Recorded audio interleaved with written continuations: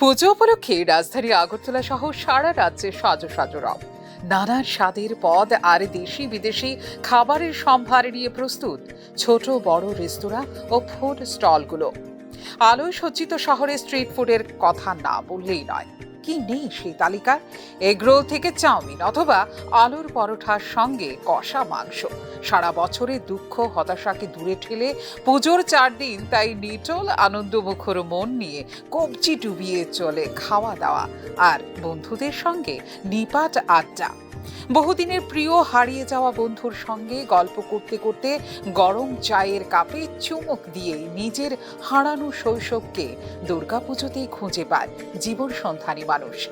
যুগের বদল হয়েছে, পাল্টে গেছে বিভিন্ন বিন্যাস, তবে কিশোর আর হেমন্তের গান শুনতে শুনতে কাঠি কাবাবে কামড় দিয়ে অনায়াসে কোনো শরীর সচেতন মানুষের কণ্ঠ থেকে ভেসে আসে আনন্দের আহা শব্দ।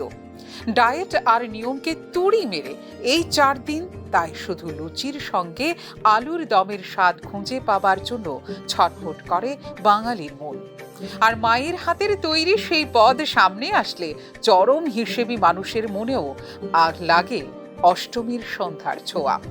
পুজোর খাবার দাবারে ঝাল থাকবে আর মিষ্টি থাকবে না, তা কি করে হয়? বাঙালির দুর্গাপুজো তাই রসগোল্লার চিরায়ত স্বাদ আর কড়া পাকের সন্দেশ ছাড়া অসম্পূর্ণ।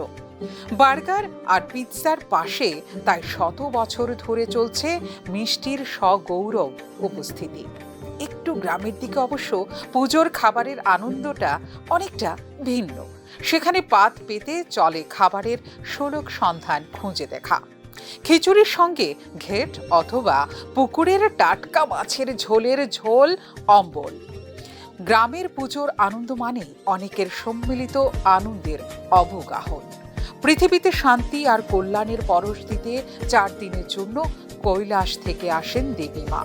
মার কাছে নিষ্কলুষ মঙ্গল কামনার সঙ্গে সঙ্গে পুজোর আনন্দকে তাই দ্বিগুণ করে ঘরে বাইরের বিভিন্ন খাবার। অষ্টমীর ভোগের প্রসাদ নেবার জন্য তাই সুদূর আমেরিকা থেকে গণ্ড গ্রামে নিজের বাড়িতে চলে আসেন পুজো প্রিয় মানুষ।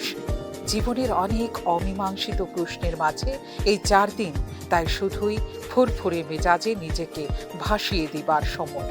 যতই হোক দুর্গাপুজো বলে কথা, এই মৃদুর আনন্দ বছরে একবারই আসে। ফিউরো রিপোর্ট, নিউজ নাও।